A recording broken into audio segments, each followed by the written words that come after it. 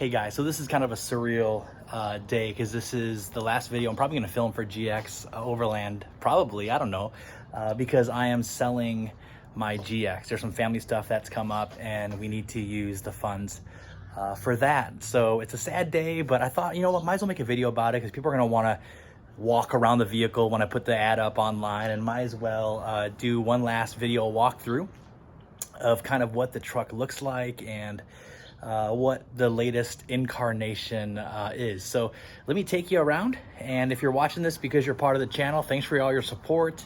If there's any questions going forward, I'll stay active on the channel. If there's anything you guys need or you have questions about, I'll love to help in any way. But man, I honestly, I don't even think I've camped in the last 4 or 5 months because life is just pretty busy, pretty full. But yeah, and if you're watching this because you're thinking about buying it, just let me answer for you. You want to buy it. It's a turnkey rig. You can take the keys and go camping tomorrow. And so I did all the work for you. So with that, let me show you around. Okay, so here you go. On the front of the vehicle, first thing you'll notice is this here. We got the vinyl decal, professionally done. I actually tried to do it myself once and I royally messed it up, so I ended up paying to get it done right. And then on top of that is the Trail Power 120 watt solar panel. Now this charges the main battery, which I just replaced. It's a Costco interstate battery. And then that feeds what would be my Jackery, but that's not gonna go with the vehicle. It'll go to the 12 volt ports, which I'll show you later. Newer Sport Depot headlights. What else on the front end? Recovery point down there. While we're down there, we have, let's see, the FN wheels that are like TRD style wheels. The reason I went with FN wheels instead of TRDs is because I love the look, but they're also zero offset. So I didn't need to use spacers because spacers kind of freaked me out. Underneath you got Freedom Off-Road, UCAs, I think of white line bushings in the lower control arms. Suspension is a Dobinson. We have, I think it was supposed to be a 2.5 inch lift, ended up being a little bit more because I put heavier springs in the back because of the roof rack sliders and gear and tent and all that kind of stuff. Going to the side, we have white knuckle off-road Dom sliders. So this is their totally spec'd out highest end sliders with the kick out, stronger Dom steel. Is a little more expensive, but I think it was worth it. Going back over here, disc light brackets with the K-Well side shooters. I love these things, man. I know some of you guys are rocking rigids and stuff, but you know what? These things do pretty stinking good, for me anyways. Up top, you got the Baja rack full without the sunroof cutout, so you have more space. Side Tough Stuff Overland awning that goes the full length of the car. The tent is not going, that's staying with me. Sorry guys. Towards the back, we have a full rear bumper. This is made by RPM Fab out of the Phoenix area, but they no longer exist, unfortunately. They didn't make it through the pandemic, but amazing full bumper with dual swing out. So you have your full size spare, obviously. And then this is a ladder, but I mounted Max Tracks to that. And then dual recovery points, boom and boom. Going inside, all-weather mats. You have an aux beam 6-gang control panel. I was about to wire everything to that, but right now it's nothing there. Everything's just set up to add whatever you want to add. The lights, the switch there is for the ditch lights.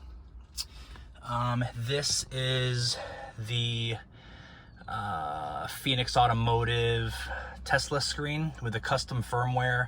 It's super dope. Watch my other videos for more information on that. I think that's it on the interior. I did add dual USB in here just because when we go camping, I want my kids to be able to charge their devices. Then we also run camp lights in the cabin through that. It's just good. So that is it. Nothing too much to see in the middle row. It looks like a middle row, you know?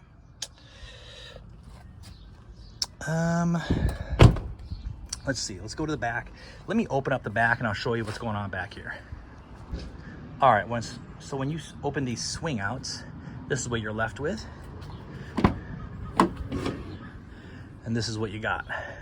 Lock this out, put a table here, pretty simple. You got your cook surface, your bacteria wipes, got your little towel holder, and then put that back. So we're running low on towels here, huh? But yeah, this is a custom made sleeping platform from, what is his name? Steve Foltz out of Colorado. He makes these. They're amazing. They're all metal construction, steel construction, and they bolt right into your seat brackets, if you can see that. And then yes, you have storage bins on there. There's these little blue bins from Lowe's you can get that fit perfect as kind of a makeshift drawer system.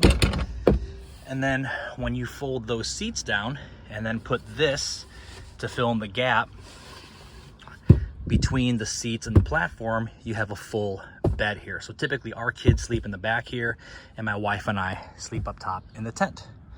Added power outlets here, 12 volt, and then dual USBs again. So you always have a track of kind of what your voltage is at. And again, this powers, how I would run it is this would power my Jackery and then my fridge would plug into the Jackery. So it's a dual battery setup that is portable and then runs off that switch. So the kids we can plug our lighting system into here while the kids are hanging out back here. And when it's time to go to bed, just flip the switch off. That is pretty much it. The other thing is you have the, where is it? Where'd it go? Oh, there it is. It's the MagnaFlow Overland Series catback exhaust, which is a pretty sick setup. And that is pretty much it. I feel like I'm forgetting something, but I think that's it. She is ready to go on some adventures.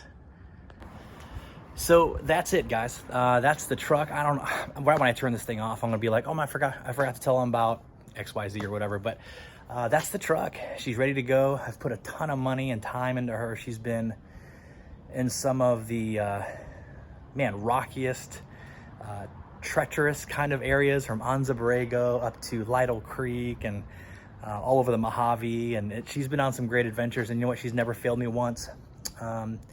Everything from sand to mud to whatever, and she's just constantly faithful. It's never not started, just super rock solid. So if you have any questions on anything, feel free to reach out, but that's my baby. That's my GX. Let me know if you have any questions.